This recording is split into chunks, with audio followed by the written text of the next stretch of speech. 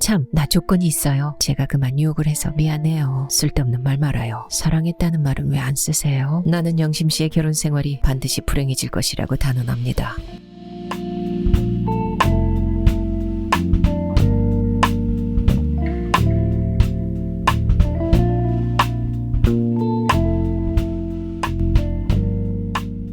결혼의 조건.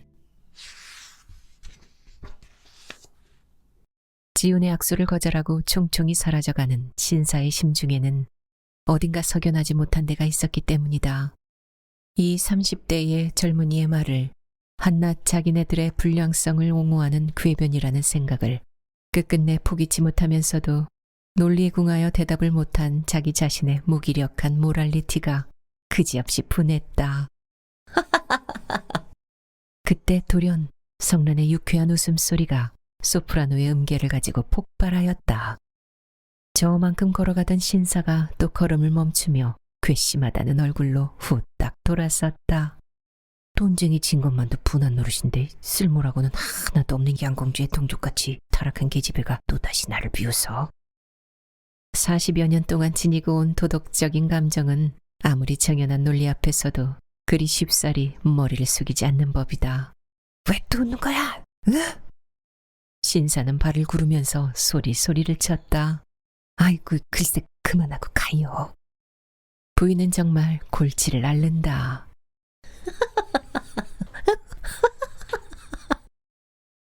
성란은 허리를 꼬며 그냥 웃어만 댔다. 손뼉도 두어 번 쳤다. 멀리서 보면 무슨 복원운동이나 하는 것 같다. 뭐가 우스워? 어? 신사는 신사대로 또 소리를 쳤다. 무서운 게 한 가지 있대요. 뭐야, 빨랑빨랑 말을 못하겠나? 이제 할게요. 뭔데, 빨리 해봐. 이 감정 저 감정이 한데 뭉치어 신사의 얼굴은 푸르락이다. 오늘은 정말 대성공이야요. 뭐가 대성공이야? 그런 궤변만 논하면서도 그대들이 이겼다고 생각하는 거야? 반성을 모르는? 아니야요. 그럼 뭔데? 우리 선생님이 말이야요. 무엇이? 우리 선생님이 종시. 뭐가 어쨌어? 우리 선생님이 말이야요. 구대 선생이 어쨌단 말이야. 우리 선생님이 종시 지셨다는 말이야요. 졌다? 언제는 뭐 이겼다고 대성공이라면서? 그런 문제가 아니래요. 아니다? 보는 눈이 다르고 생각하는 과정이 서로 달라서 혼선을 일으키는 거예요. 괘씸한 사람들이다. 어디까지나 웃사람을 놀려만 먹으려고.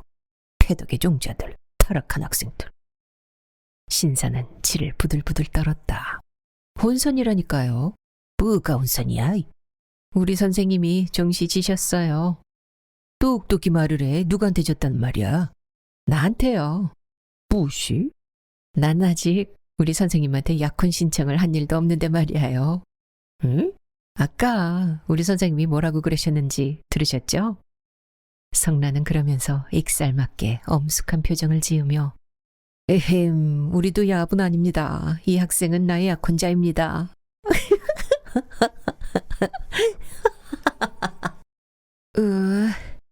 지훈도 커다란 웃음을 폭발시키면서 벅적벅적 머리를 긁었다.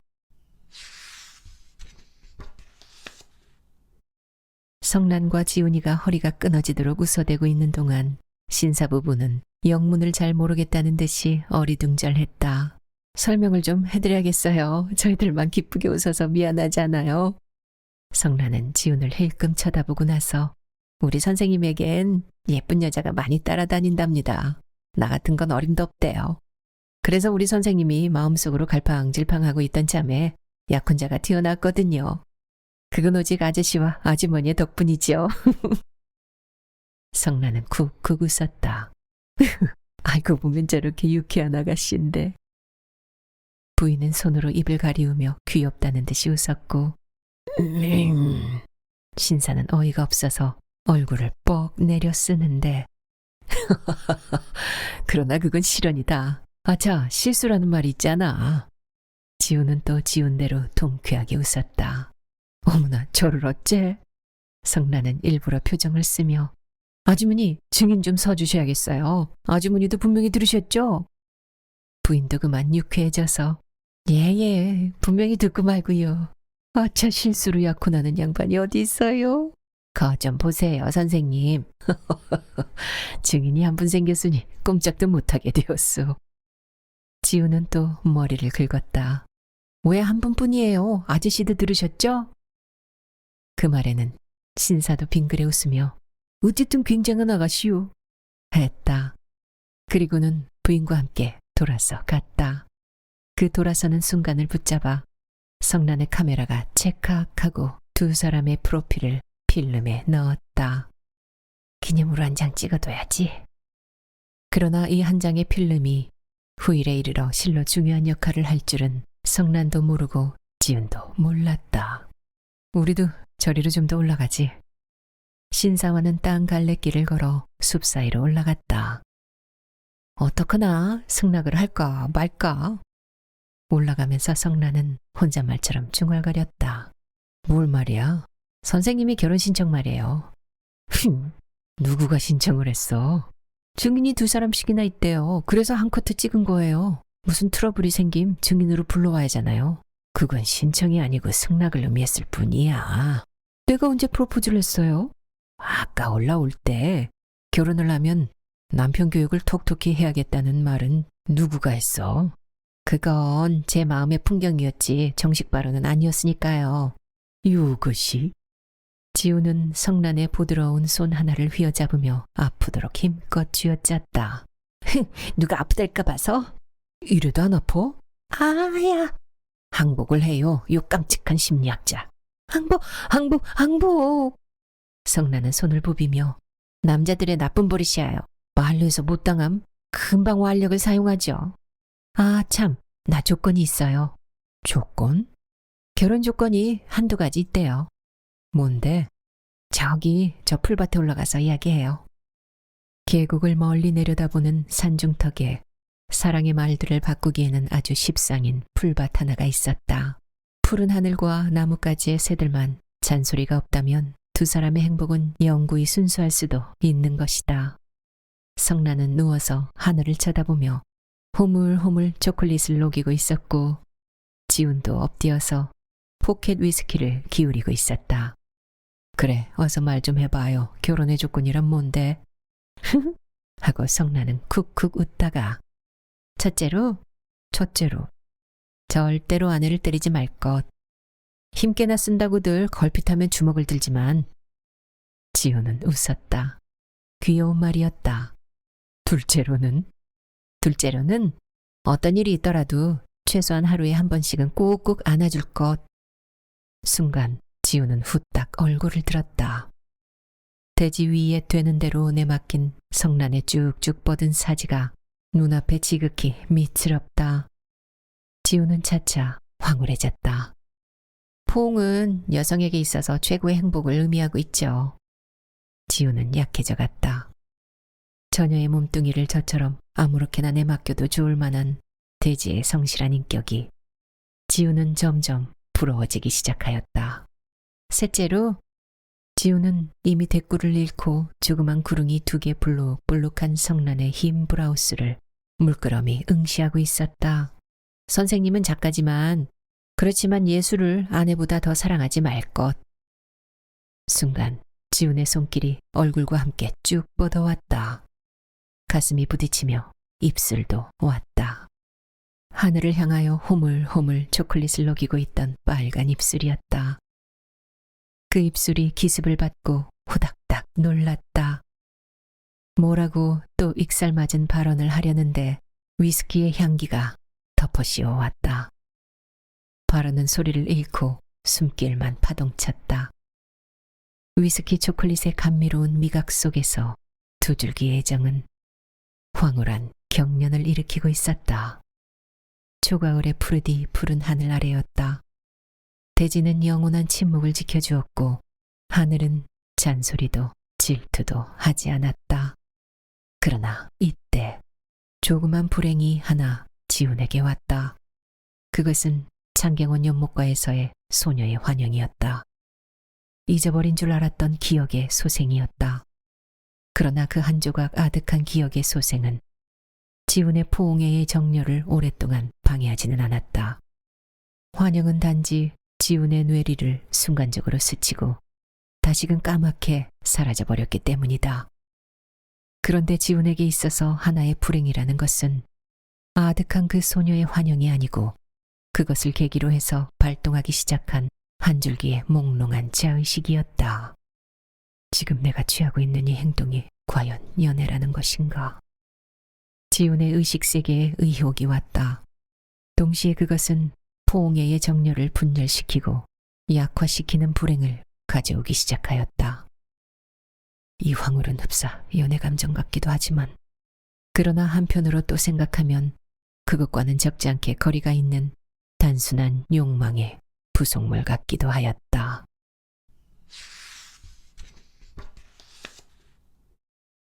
정열을 분열시키는 불행한 의식. 그것은 현대 지식인의 비극을 의미하고 있었다. 자기의 행복을 비판하는 또 하나의 자기를 항상 대동하고 다녀야만 하는 작가 임지훈의 불행은 동시에 인간 임지훈의 성격을 분열시키는 현대적 비극을 의미하고 있다. 이러한 자의식은 정열의 통일을 방해하고 행동의 약화를 가져옴으로써 마침내는 인격의 파탄을 점차로 조성하게 되는 비극의 원인을 의미하고 있었다. 이 황홀 속에서 나는 과연 죽을 수가 있는 것일까? 지훈은 마음속으로 도리도리를 하였다. 성란의 편에서 만일에 죽음이 요망한다 손치더라도 지훈의 감정으로는 도저히 따라갈 수가 없다. 무엇인가 한 가지 연애 감정의 요소 같은 것이 이 정열 속에는 결핍되어 있는 것 같았다. 그러나 그것이 과연 무엇인지 지훈은 몰랐다. 선생님, 포옹이 끝난 후 성란은 조용히 불렀다.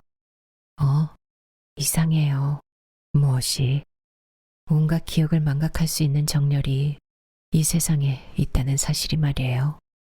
지훈은 적지 않게 마음으로 놀랐다. 자기와는 다른 성란이었다. 자기 비판 앞에 의식의 분별과 정열의 약화를 쓰라리게 맛본 지훈으로서는 성란의 통일된 정열이 부럽기도 하였고 한편 측은하기도 하였다. 선생님, 선생님이 정말로 정주 언니와 결혼하고 싶으시담 하셔도 무방해요. 눈동자와 함께 목소리도 젖어있는 조용한 한마디였다. 누가 그런 말을 했어? 지훈은 또 한 번 놀라며 감정 이상의 표정을 썼다. 선생의 그 망설이는 마음을 제가 그만 유혹을 해서 미안해요. 성난, 쓸데없는 말 말아요. 유혹을 해서 유혹을 당했다면 그건 성난을 결국 좋아했다는 증거가 아니야. 사랑했다는 말은 왜 안 쓰세요? 마찬가지 뜻이다. 다만 나는 요즘 헌신짝처럼 천해진 사랑이란 말에 구역질을 느꼈을 뿐이니까. 실언은 아니죠? 아까 싸말 적에 그런 말 하지 않았어요. 그런 종류의 농담쯤 이해 못하면 어떡하나. 애정도 필요하지만 결혼 생활에는 이해가 좀 더 필요할 텐데. 결혼함 행복하겠지? 서로가 이해를 많이 해야지. 아버지 되시는 임 교수에게 제 선을 한번 보여드려야겠어요. 아무 말도 하지 않고 있는 그대로의 제 모습을 나쁜 점, 좋은 점. 그래야만 나중에 실망이 없지. 철학 강의 시간에 한번 들어가 봐요. 선택 과목으로 된 철학 강의를 성란은 선택하지 않고 있었다. 들어가서 멋진 질문을 하나 해야겠어. 임 교수의 인상에 남도록. 이러한 결과가 오늘에 와서 이막중 교수와 이성란의 대면을 가져오게 하였고 또한 그러한 결과로서 지훈과 성란의 결혼 문제에 대하여 정식으로 임 교수 내외의 승인을 받게 되었던 것이었다. 긴 회상이었다. 10년에 걸친 이 기나긴 회상에 잠겨있는 동안 꽃봉투는 완전히 제가 되어 재떨이 속에 도사리고 앉았다.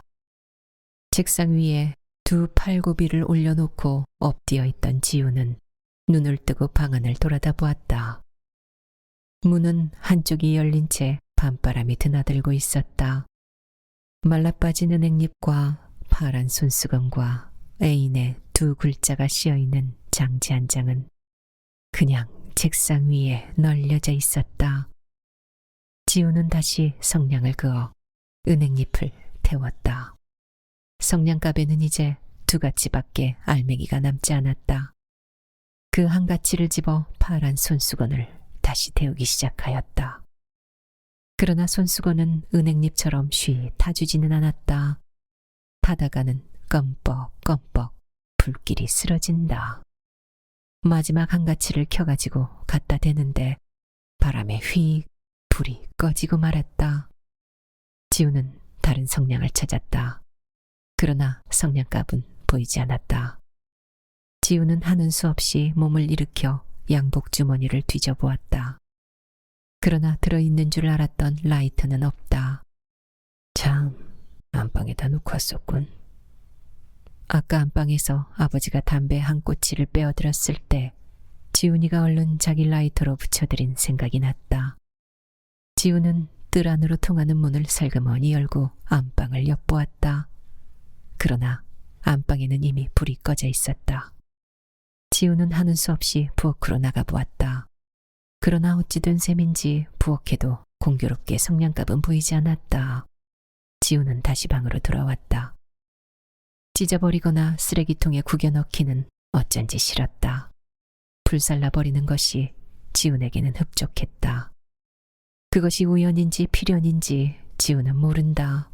어쨌든 이 순간에 있어서의 지훈으로서는 자기의 의욕대로 행동할 수 없는 불가능한 상태에 놓여 있음을 불현듯 깨달았다. 내일 태우지. 지훈은 그렇게 생각하며 한쪽 귀때기가 타버린 파란 손수건에다 편지 한 장을 착착 접어서 도로 쌓았다. 어디다 둘까? 책상 서랍에다 놓고 다시 쇠를 잠궈둘 필요까지는 느끼지 않았다.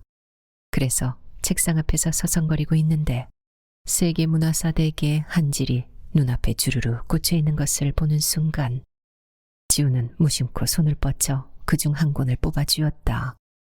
그것은 보급한 제3권이었다. 지우는 그 책갈피에 편지를 싼 납작한 손수건을 끼워두고 다시 제자리에 꽂아놓았다.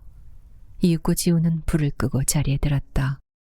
10년 동안에 걸친 자기의 창백한 감정을 깨끗이 청산해버렸다는 사실이 지훈의 몸과 마음을 지극히 가볍게 만들고 있었다.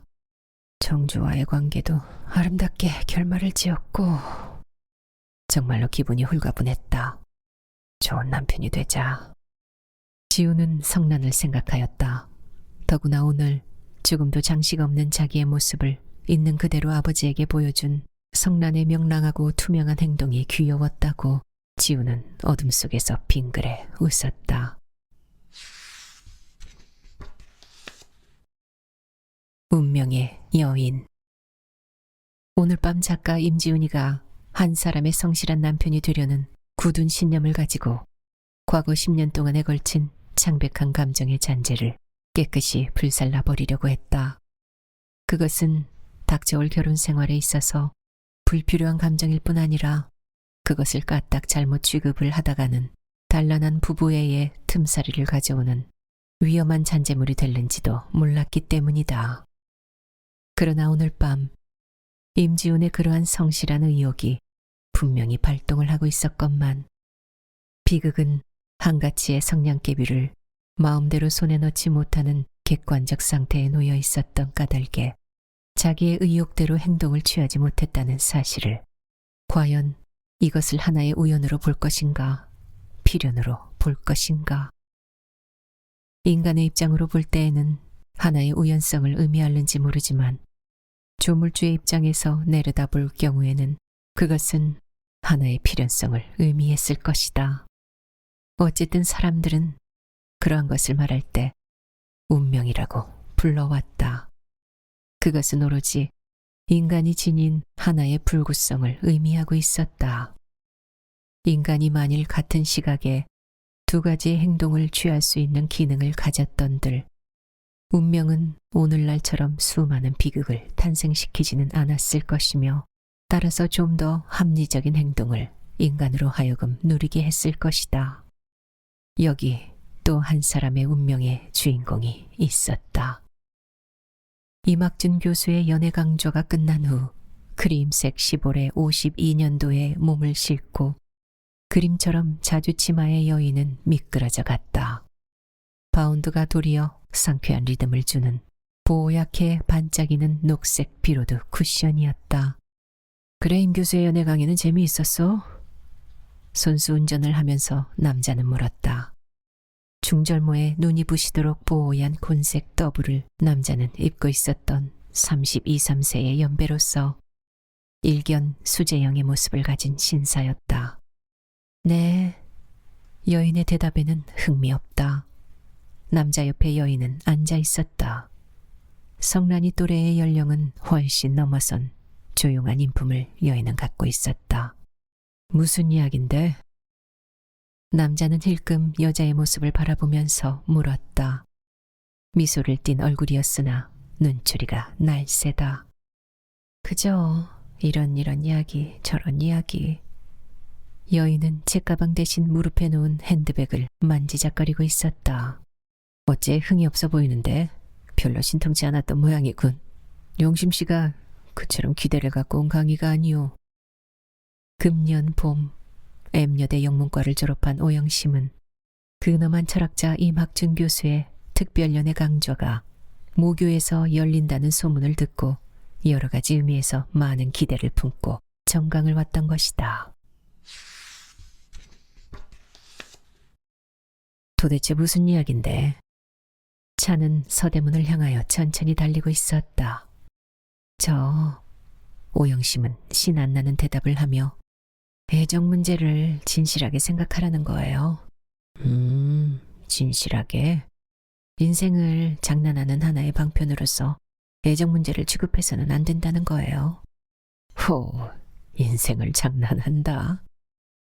이 남자에게는 그러한 표현이 신통하게 들렸는지 저기 감탄을 하며 오영심을 다시 한번 쳐다보면서 물론 그래야지 장난이란 말이 되나?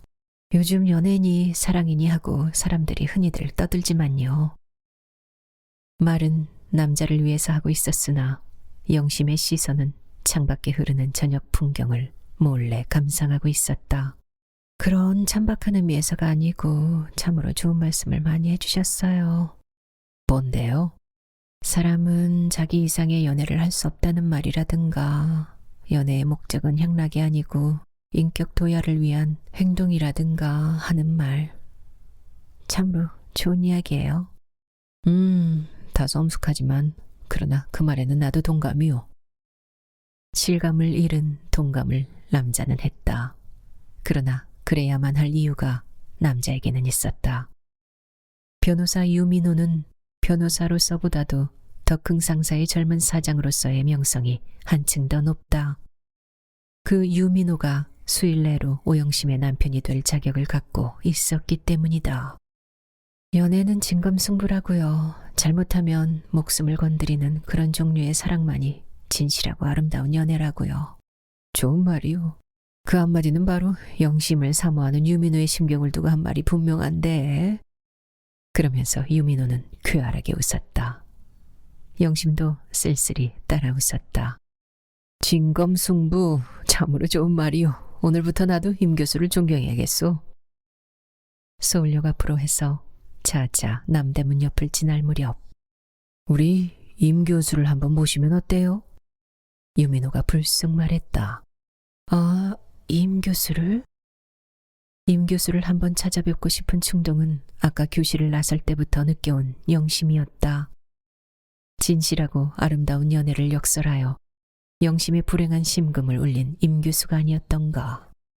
임 교수를 한번 모시고 이번 결혼식에 주례를 좀 서달랄까? 그런 인격자요 고명한 학자가 주례를 서준다면 확실히 식장이 빛날 게 아니오. 약혼자가 갑자기 열을 띄어왔다. 주례를? 영심은 심중저기 놀라면서 약혼자를 쳐다보았다. 임 교수 같은 성실한 분이 주례를 서준다면 그것은 정말 분에 넘치는 행복이라고 영심은 생각한다. 그러나 영심은 슬펐다. 임 교수 같은 분을 주례로 모셔도 좋을 만큼 오영심의 결혼은 진실하지도 아름답지도 못했기 때문이다. 그것은 존경하는 임 교수로 하여금 보람없는 설교를 강요하는 것밖에 아무런 것도 아니다. 우리 꼭 그렇게 합시다. 더구나 영심이가 그처럼 존경하는 선생님인데. 한번 의견을 내면 좀처럼 철회할 줄을 모르는 성품이다. 글쎄요. 서주시긴 할는지 선생님 보고 한번 말씀드려 봐야지만. 그러는데 차가 진곡의 입구 어떤 고급 그릴 앞에서 멎었다.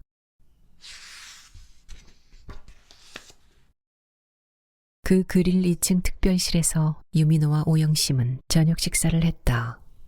유민호는 식사보다도 맥주를 더 자주 마셨고 오영심은 식욕을 잃고 디저트까지 가기 전에 냅킨으로 입을 씻고 말았다. 식사 중 두 사람은 별반 이렇다 할 회화를 바꾸지 않았다. 임 교수를 꼭 주례로 모시자는 말과 결혼 후의 행복한 플랜에 대하여 유민호는 추흉과 함께 혼잣말처럼 떠버렸으나 영심은 그저 모두가 지당하다는 얼굴을 하고 있을 따름이었다. 이윽고 식사가 끝나고 자리를 잃 무렵 유민호는 얼른 먼저 일어나 영심의 등 뒤로 돌아가자 가벼운 포옹과 함께 약혼자의 귀 밑에다 입술을 갖다 댔다. 결혼식 날이 기다려져서 못 견디겠어. 유민호는 점잖게 속삭이며 정열의 아우성을 억제하는데 힘든 노력을 꾀하는 것이었다. 그러나 영심은 아무런 대답도 없이 오뚜기 모양 오뚝 서서 가만히 눈을 감고 있었다. 약혼자의 애정을 거절도 환영도 하지 않는 태도였다. 이제 돌아가요. 영심은 이윽고 살그머니 몸을 빼며 식탁 위에 놓인 핸드백을 들었다. 영심의 심중을 유민호는 잘 알고 있다. 그러나 유민호는 어디까지나 그것을 아는 척하지는 않았다. 그러한 표정을 가지고 유민호는 영심과 함께 그리를 나섰다. 아직 채 어둡지 않은 황혼의 거리였다. 영심은 혼자서 거리를 걷고 싶어졌다. 일견 점잖고 상냥한 이 약혼자의 옆에서 한시 앞이 떠나고 싶은 심정이 영심은 점점 되어가고 있었다. 바쁘실 텐데 돌아가 보세요. 명륜동 자기 집까지 태워다 주겠다는 약혼자의 말을 영심은 그런 말로써 가볍게 사양을 했다. 괜찮소. 암만 바빠도 영심 씨를 바래다 줄 만한 시간이 없겠소. 유민호는 부득부득 영심이더러 올라타란다. 밤길에 혼자 다니는 건 위험도 하고. 영심은 하는 수 없이 차에 올랐다. 마음이 그만큼 겸허하다. 누구가 두 번만 권유하면 거절을 못하는 영심의 성품이었다. 종로를 거쳐서 도남문 앞을 지날 무렵에는 거리는 완전히 어두워졌다. 원남동 창경원 담장을 끼고 차는 명륜동을 향하여 상쾌하게 달려갔다. 어둠 속에서 창경원 문은 굳세게 잠겨져 있었다. 이 문 앞을 지날 때마다 영심은 자기가 결코 불행한 인간이 아니라는 것을 느끼곤 한다. 처음에는 괴롭고도 서글픈 기억이었다. 그것이 차츰차츰 면역이 되어버린 오늘에 와서는 한낱 아름다운 신화인 양 영심의 생활을 윤택하게 만들고 있었다. 어느 별 밑에 그이는 지금 살고 있을까? 무수한 별이 밤하늘에 떴다. 그 별 어느 하나를 그이는 지금 머리 위에 이고 있을 것이 아닌가. 그것을 생각하면 영심은 행복해진다. 슬픔은 이미 가고 행복감이 왔다. 세월이 흐른다는 건 확실히 좋은 일이야. 그래서 사람들은 온갖 불행을 잊어버리고 사는 것이라고 영심은 믿는다. 자, 그럼 좋은 꿈 많이 꾸고 편히 쉬어요. 경학원 마당에다 영심을 부리고 유민호는 다시금 전찻길을 향하여 차를 몰았다. 창경원 뒷담장과 경학원 사이에 계곡이 한 줄기 흐른다. 일제시대 이 근방에는 한 무더기 1인 주택이 서 있었다. 그 적산 주택 하나에 영심의 가족은 살고 있었다. 2층에 8조방 하나를 가진 중류주택이다. 가족이래야 많은 편은 아니고 반신불수로 누워있는 아버지와 8순이 가까운 조모와 40대의 식모와 영심을 넣어도 4식구뿐인 단출한 가정이었다. 너 저녁 먹었니? 아랫목 온돌방에서 비지를 하고 있던 할머니가 어두워진 눈을 들었다. 네, 네, 먹었어요. 할머니는? 우리야 벌써 먹었다. 부엌에서 식모가 서름질하는 소리가 들려왔다. 아버지, 지금 들어왔어요. 영심은 미닫이를 열고 다음 육조방으로 들어갔다. 너 늦었구나. 누워있던 아버지가 일어나 앉았다. 왼편 다리와 팔을 아버지는 쓰지 못한다. 변소 출입이 간신한 아버지였다. 그래, 무슨 이야기를 하더냐? 참 좋은 말씀 많이 하셨어요. 아버지의 흐트러진 자리에 손질을 하며 영심은 앉았다. 그래? 무슨 이야긴데? 아버지는 담배 한 꼬치를 집었다. 영심은 이내 재떨이에 놓인 성냥을 켜드렸다. 한쪽 손을 쓰지 못하는 아버지는 성냥을 못 킨다. 영심은 이 아버지에게 있어서 한쪽 손이 되고 한쪽 다리가 되어 있는 귀중한 존재였다. 저 옷 좀 갈아입고 내려와서 이야기해 드릴게요. 이 반신불수의 아버지와 마주 앉으면 이야기는 자연히 길어진다. 길어져도 좋을 차비를 영심은 해가지고 내려와야만 하는 것이다. 2층으로 올라가서 영심은 옷을 갈아입고 다시 내려왔다. 그리고는 오늘 임 교수의 강의 내용을 쭉 이야기하기 시작하였다. 바깥 출입을 못하는 아버지에게는 영심과 마주 앉아서 이야기하는 시간을 제일로 즐겨하였다. 1시간이라도 영심이가 곁에 없으면 이 아버지는 정말로 쓸쓸해서 견디지를 못한다. 그래서 금년 봄 학교를 졸업하고 시내 모 사립학교에 영어교사로 취직을 했다가 몸이 하도 고단해서 3달 만에 학교를 그만두었는데 아버지는 도리어 잃었던 친구 하나를 얻은 것처럼 기뻐하였다. 결핵성인 체질을 지닌 영심은 어렸을 적부터 줄곧 병원에 신세를 지면서 자랐다. 특히 여학교를 졸업할 무렵에는 폐가 약해져서 대학병원에 반년이나 출입을 했다. 영심에게는 결혼 생활이 다소 무리일 것 같다는 충고를 의사는 하였다. 요즘처럼 남녀가 풍기가 문란한 시대에는 참으로 주옥같이 귀중한 말들이다. 젊은이들에게는 좋은 보약이 될 거다. 훌륭한 학자인걸. 아버지는 적지 않은 관심의 뜻을 표시하였다. 그래요. 임 교수의 연애 철학은 아버지의 바둑 철학과 흡사히 통하는 데가 있어요. 바둑 노름이나 장난이 아니고 인격을 연마하는 하나의 도장이라고 아버지는 말씀하셨죠. 남녀 간의 애정의 교환도 그래야만 한다는 말이겠다. 네, 훌륭한 분이다. 아버지가 이처럼 인간에 대하여 마음을 움직여보는 일은 근래에 드문 일이었다. 핏기 없는 아버지의 얼굴에는 한 점 홍조의 빛조차 띄기 시작하였다. 듣는 것, 보는 것이 모두 다 마음에 거슬려 이미 세상을 버린 지 오래인 오진국 씨였다. 보기 싫은 세상을 보고 사는 것보다는 차라리 죽어서 한 줌 황토가 되어버리는 것이 사람답기도 했고 마음도 편했으나 아직 노모가 앉아 계시는 몸이라 먼저 가는 것이 불효막심하여 구차한 목숨을 오늘날까지 이어오는 오진국 씨였다. 기품 있는 얼굴에 이마가 다소 벗어졌으나 머리는 아직도 새지는 않고 어딘가 도학자의 풍모를 지닌 위인이었다.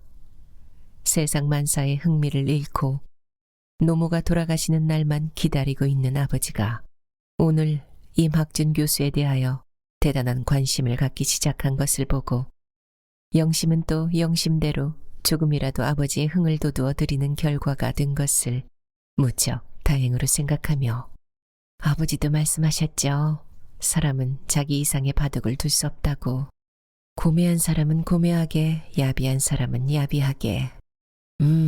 그와 마찬가지로 남녀의 애정도. 네, 임 교수께서는 그렇게 말씀하셨답니다. 그런 훌륭한 학자라면 내가 한번 상종을 해볼까? 오진국 씨의 마음은 또 한 번 비약을 했다. 원체 성미가 다소 급한 위인이었다. 정말 아버지와는 이야기가 꼭 맞으실 거야요. 무슨 삶의 보람 같은 것을 갑자기 아버지는 느끼는 것 같았다. 그래서 유 변호사 말은 그런 훌륭한 분이라면 저희들의 결혼식 때 주례를 좀 부탁하는 것이 어떠냐고요. 무방하지. 아버지는 당장에 쾌락을 하였다. 좋으면 좋고 싫으면 싫고 칼로 베는 듯한 아버지였다. 내가 한번 찾아뵙고 청을 들여보는 것이 온당하지만 너도 아다시피 자유롭지 못한 몸이어서 아버지께서 진정 그렇게 생각하신다면 제가 아버지를 대신해서 옳지. 어디까지나 이 아비를 대신해서 가는 것이지 신부가 될 당자의 입장으로 가서는 당돌하다고 꾸지람을 받을 것이니까 못 써. 내 편지 한 장을 써줄 테니 갈 때는 그걸 가지고 가는 것이 좋을 거야. 그러다가 아버지는 후딱 생각이 난 듯이 물어왔다. 임 교수는 바둑이 셀까? 성미가 급한 사람은 어린애 같은 데가 있는 법이다. 아버지는 대뜸 바둑수부터 물었다. 아이, 아버지도 참. 영심은 우스워 죽겠다는 듯이 입을 막으며 그런 걸 다 제가 어떻게 알아요. 학문이야 나보다 훌륭하겠지만 바둑이야 될 말인가 했다. 그러한 아버지를 영심은 무척 좋아한다. 아버지와 마주 앉기만 하면 영심의 마음은 고요히 가라앉는 것이다. 아버지가 왜 학문이 훌륭하지 못하시나요? 안 될 말. 동양학은 이미 세상을 잃었어. 그리고는 심심했던 하루 동안을 성급히 메꿀 셈으로 자, 영심아, 한판 두자.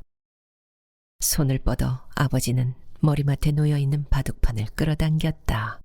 아버지가 얼마나 심심했으면. 좀 더 빨랑빨랑 돌아오지 못한 자기가 영심은 저기 뉘우쳐졌다.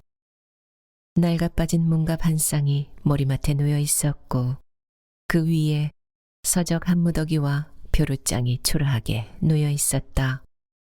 영심은 얼른 일어서서 바둑판 이외에는 절대로 사용 못하는 마른 행주를 가져다가 골고루 판을 닦아냈다. 갓 들어온 식모가 사정을 모르고 걸레로 바둑판을 닦았다가 아버지에게 벼락구중을 당한 적이 있다. 바둑판을 천대에서는 못 써. 바둑은 노름이 아니고 심신을 단련하는 인생의 도장이다.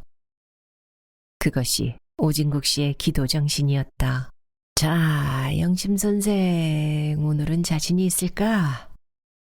오진국 씨는 정색을 하고 바둑판 앞에 호련히 정좌하였다. 한쪽을 잘못 쓰면서도 바둑을 둘 때만은 의뢰히 다리를 가들어뜨렸다. 더구나 반은 농담조지만 상대편을 존칭으로 불러야만 바둑의 엄숙한 분위기를 아버지는 맛볼 수가 있는 것이다. 자신은 없습니다만 투지만은 만만합니다. 영심도 단정히 꿇어 앉아서 안색을 가다듬었다. 평시에는 말끝을 흐려도 좋았지만 바둑을 둘 때만은 최경호를 열심히 썼다. 7, 8세의 어린 시절부터 그렇게 하도록 배워주고 배워온 오진국 씨 부녀의 습성이었다. 어젯밤의 복수를 오늘은 해야겠소. 6몫만 떼드리지요. 아버지의 바둑수는 그리 센 것은 못되어 초당급을 오르내렸다. 안율시다. 3몫만 떼주십시오. 영심의 바둑수는 그러한 정도였다. 16, 7세까지는 바둑의 진도가 상당히 빨랐던 영심이었다. 그러나 그 후 청춘기에 발을 들여놓으면서부터는 글자 그대로 지지부진 한때는 아버지를 능가할 줄로 믿었던 영심의 바둑수는 별반 활발한 진보를 보이지 못하고 말았다. 될 뻔한 말인가요? 그럼 5몫을. 안율시다. 그럼 4몫만. 거기서 두 부녀의 바둑수는 타협을 보게 되어 흑백의 지도가 복잡하게 그려지기 시작하였다. 너희들도 맞섰구나. 할머니가 사과 3알을 들고 바둑판 옆으로 올라와 앉았다. 아버지에게 바둑을 가르쳐 준 것이 바로 이 할머니였던 것이다. 돋보기를 할머니는 쓰고 왔다. 오늘 밤은 영심 선생의 바둑수가 대단히 높으시오. 영심의 검은 돌이 활발하게 뻗고 있었다. 축혀 올리면서 슬쩍 복병을 쓰시려지만 그만 들키고 말았는걸. 녹록지 않은 선생이야. 말로 두는 바둑은 인격의 사기라고 그건 어느 사범께서 가르치신 교훈이지요. 기완력이 다소 좋은 것도 달인가 보. 아버지는 나지도 않은 수염을 뻑 한번 내려 쓸었다. 흰 돌이 다소 궁지에 빠져가고 있는 것이다. 그런 의미에서 임 교수의 강의도 말보다 인격을 소중히 하셨답니다. 옳소, 맞았소. 아버지는 무릎을 탁 치며 임 교수의 연애도나 오진국의 기도나 똑같은 철학적 정신에서 출발하는데 불사 쓸데없는 이야기를 늘어놓다가 궁지의 보급로를 끊기고 말았구려. 사범께서 다소의 악정고투는 면치 못할까 하옵니다. 아버지는 바둑판을 오랫동안 들여다보고만 앉았다.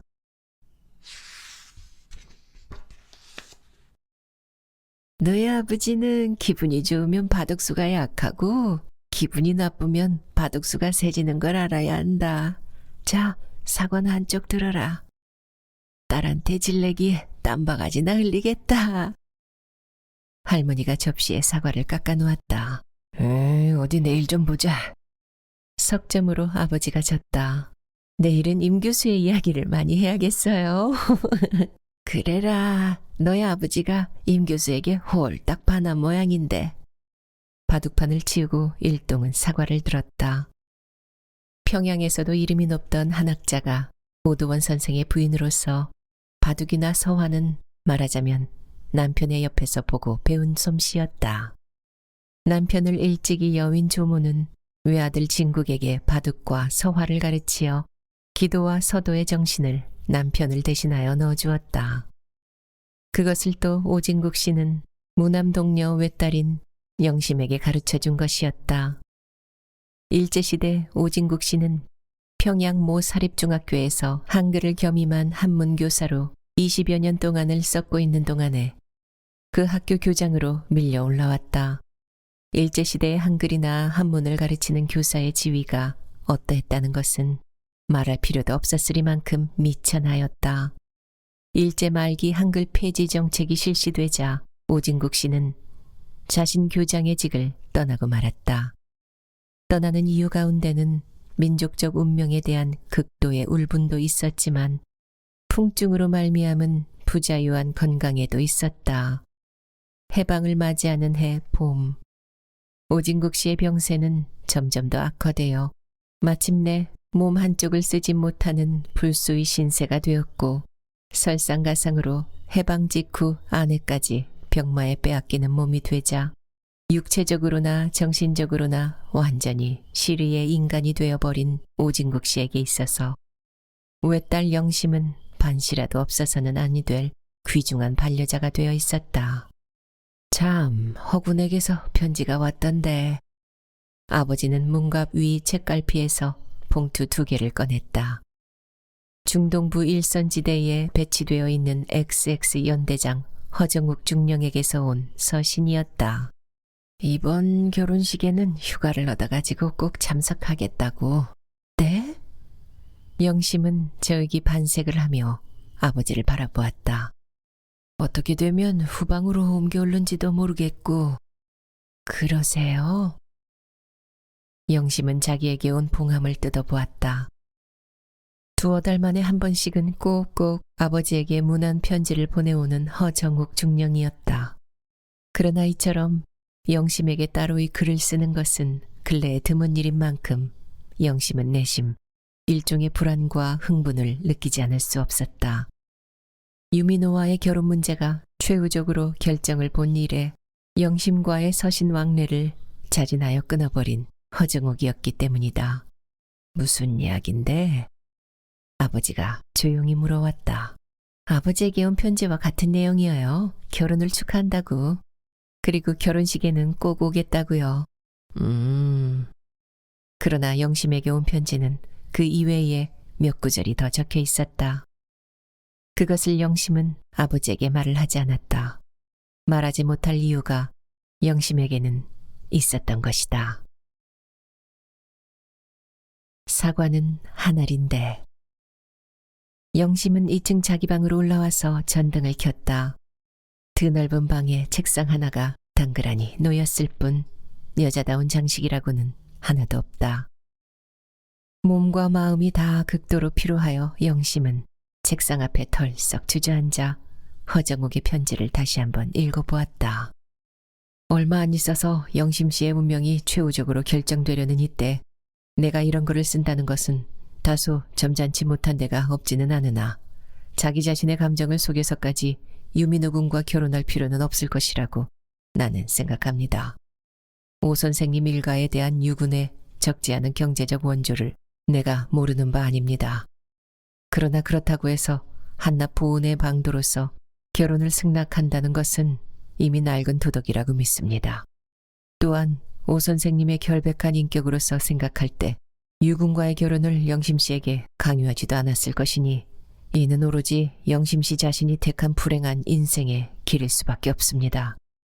진정으로 영심 씨가 유군에 대하여 각별한 애정을 가지고 결혼을 승낙했다면 그것은 당연한 일일 뿐만 아니라 최후적이나마 허정욱이가 이런 부질없는 글월조차 쓸 필요가 없을 것이지만 불행을 뻔히 예측하면서 그 불행 속에서 뛰어들어가고 있는 영심 씨의 심정을 나로서는 도저히 이해할 수가 없습니다.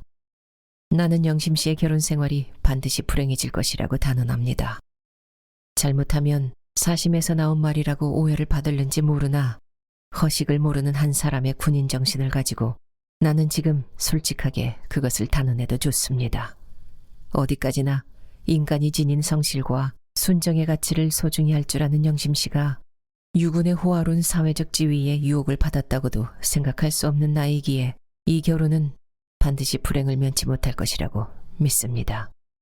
어쨌든 내가 존경하는 오 선생님 일가의 경사인 만큼 만사를 제지하고 결혼식에는 참석을 하겠습니다만 최후로 한 가지 영심 씨의 낡은 기원을 새로 피게 하고 싶습니다.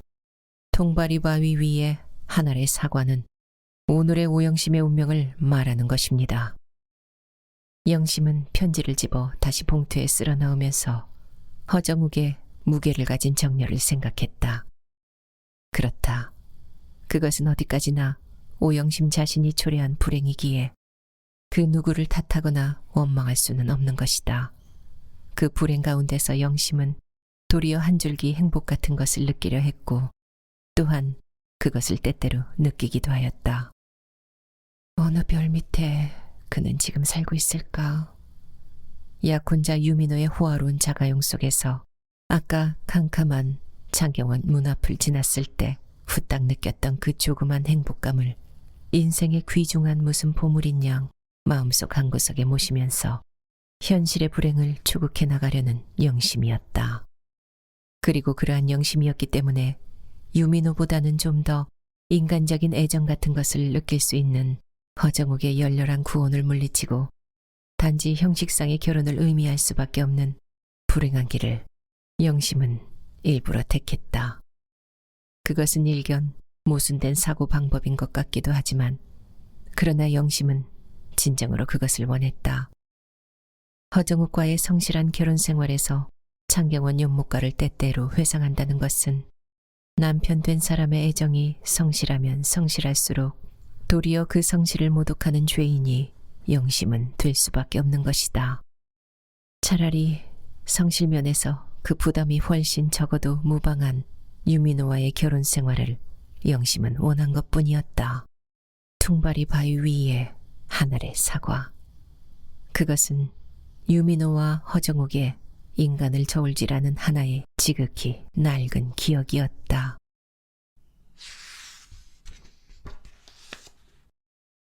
오진국 씨가 봉직하고 있던 중학교 바로 뒷산 밑에 바위가 한 개 박혀 있었다. 산을 깎아내어 운동장을 만들다가 남겨놓은 바위였다.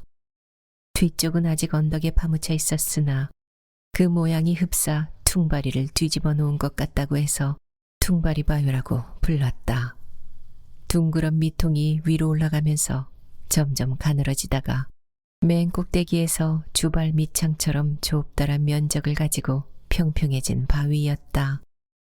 점심시간이나 방과 후 같은 때 학생들이 곧잘 이 바위에 기어 올라가 본다. 그러나 손 하나 붙잡을 수 없는 미끄러운 바위라 절반 길이도 못 올라가서는 모두 다 툭툭 미끄러져 내렸다. 꼭대기까지 기어 올라가는데 성공하는 학생은 열이면 한둘밖에 없었다. 체조 시간 같은 때 일본인 배속 장교는 군사훈련에 마참한 바위라고 하여 학생들을 뒤뜰로 몰고 와서는 기어코 올라가 보라고 했다. 그러나 50명 한 반에 잘해야 10명 이상 했고 유민호 소녀는 10번이면 한두 번밖에 못 올라갔다. 그것은 어느 초가을 일요일이었다. 한문교사 오진국 씨가 9살 먹은 영심의 손목을 잡고 학교 뒤뜰을 거닐고 있었다. 바위 밑 양지 쪽에 한무더기 소년들이 놀고 있다가 오진국 씨에게 절들을 했다. 그 소년들 틈에 허정욱과 유민호도 섞여 있었다. 영심아, 너 뭘 먹니? 유민호 소년이 알면서도 물었다. 사과. 너만 먹니? 나도 하나 주렴. 하나밖에 없는데? 먹던 것은 줄 수가 없고 아버지에게 잡힌 손에 사과는 한 알밖에 없다. 그러는데 다른 소년들도 영심이가 귀여워서 나도 하고 손을 벌렸다. 아이쿠, 아버지 어떡하나? 영심은 아버지 얼굴만 쳐다보았다.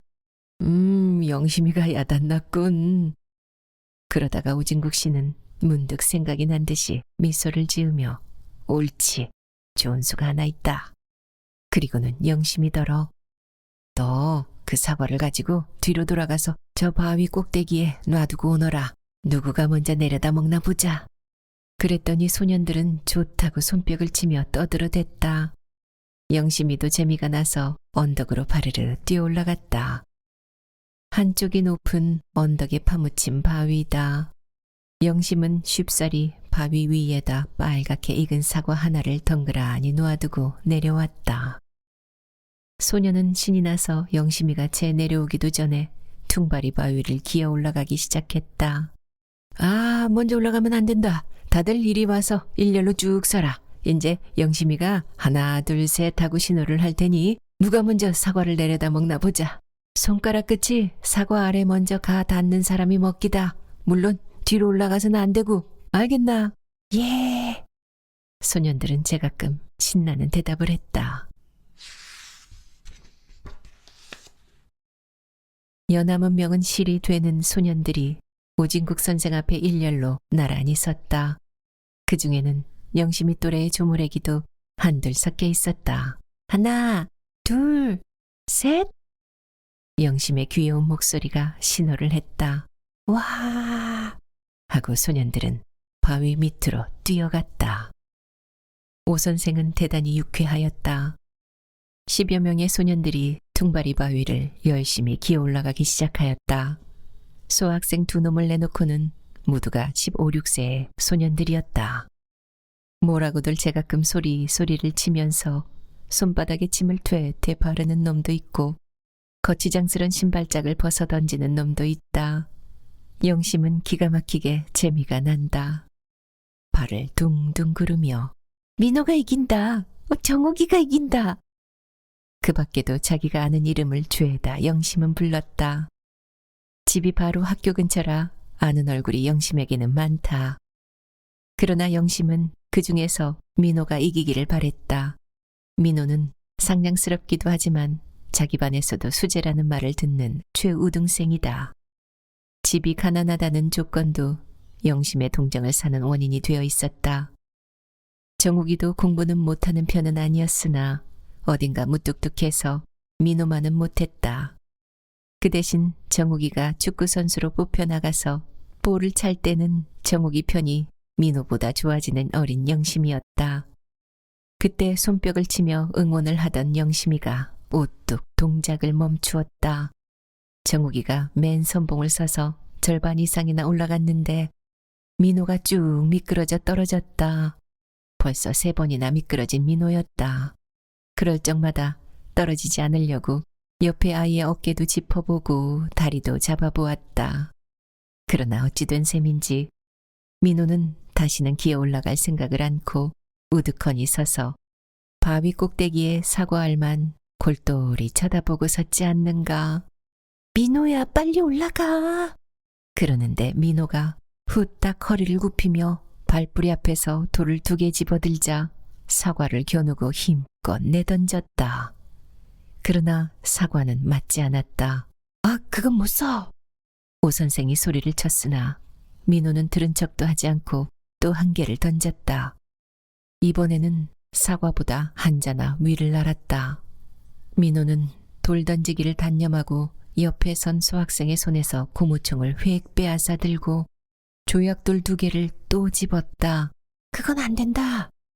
그러나 둘째 번은 조약돌이 마침내 사과에 명중을 했다.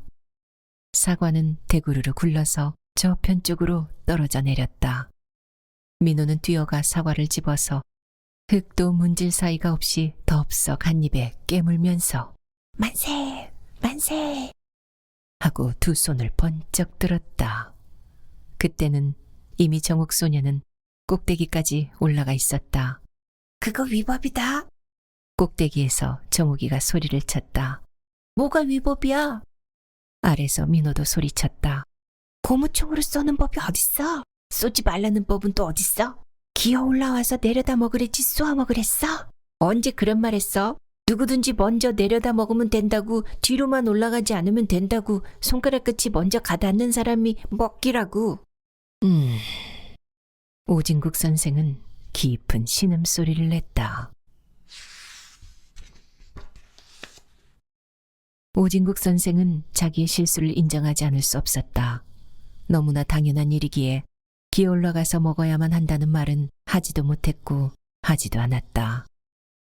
그러나 그것은 하나의 사회적 통념으로서 성실한 인간 사회에서는 누구나가 다 인정하는 대전제로 되어 있는 것이다. 이러한 사회적 통념이 무시된다면 오늘의 법관들은 법의 미비로 말미암아 도저히 흑백을 가리지 못할 것이다. 정욱이가 이긴 거지 뭐야. 영심은 갑자기 민호가 얄미워졌다. 얄밉다는 마음은 영심이뿐만 아니라 소년들의 전부를 대표하는 감정이었다. 아니다. 콜럼버스가 달걀을 세운 것과 마찬가지인데 뭘 그래. 민호의 이 한마디에는 오 선생도 대답을 못했다. 민호 소년의 불성실을 저기 탓하면서도 논리의 궁핍은 어쩌는 도리가 없었다. 벌써부터 오 선생은 달걀을 깨뜨려서 세운 콜럼버스의 이야기는 비록 창의를 존중하는 예로서는 적당할는지 모르나 민주교육의 입장에서 볼 때는 성실한 인간사회의 통념을 파괴하는 악영향을 청소년들에게 주는 것이라고 생각하고 있었던 것이다. 콜럼버스의 이야기는 영심이도 알고 있었기 때문에 그 이야기가 민호의 입에서 튀어나왔을 때 영심의 생각은 또 한 번 바뀌어지며 민호를 봉이 김선달 같은 재간둥이라고 우러러보는 대신에 정욱을 무척 미련한 인간이라고 얕보기 시작하였다.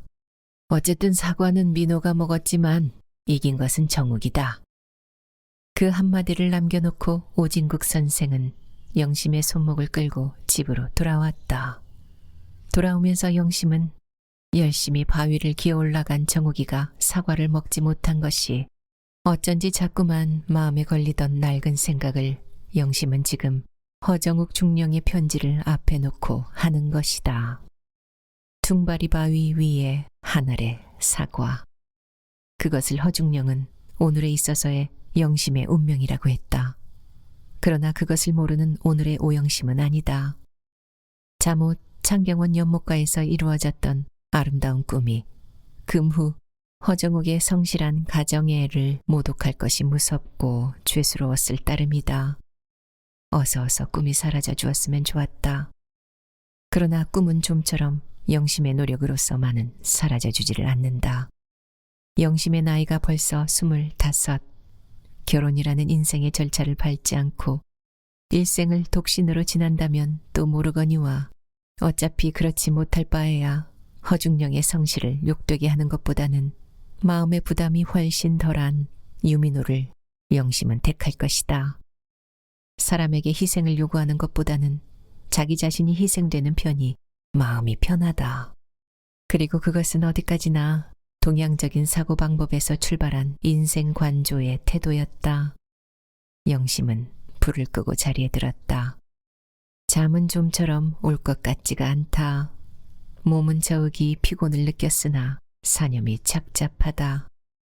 달은 있으나 창가에는 비춰주지를 않는다. 그래도 나처럼 결혼을 해서 지금쯤은 어린애 한둘은 있을지도 모르지. 그러다가 불쑥 감정이 들뜨면 한 번만 더 만나봤던들 어디서 사는 누구인지나 알았을 건데. 그때의 생각을 하면 지금도 어제 일처럼 영심은 안타까워지는 것이다.